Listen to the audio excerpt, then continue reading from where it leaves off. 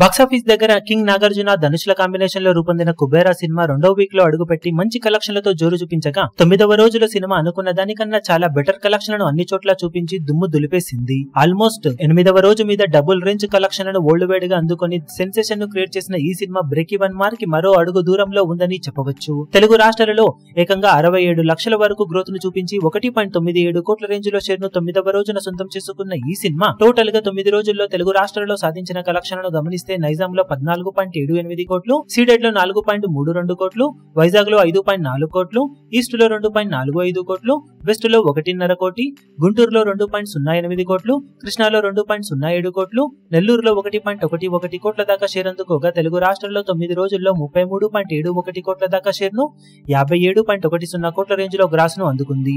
34 కోట్ల break even target తో బరిలోకి దిగిన ఈ సినిమా మరో 30 లక్షల లోపు షేర్ అందుకుంటే క్లీన్ హిట్ గా నిలుస్తుంది.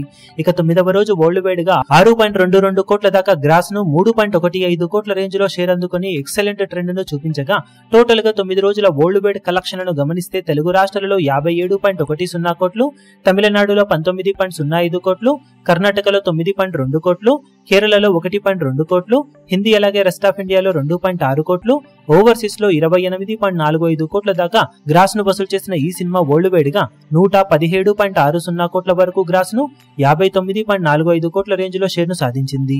66 కోట్ల బ్రేక్ ఈవెన్ టార్గెట్ తో బరిలోకి దిగిన ఈ సినిమా 90% వరకు రికవరీని సాధించగా మరో 6.55 కోట్ల రేంజ్ లో షేర్ అందుకుంటే క్లీన్ హిట్ గా నిలుస్తుంది.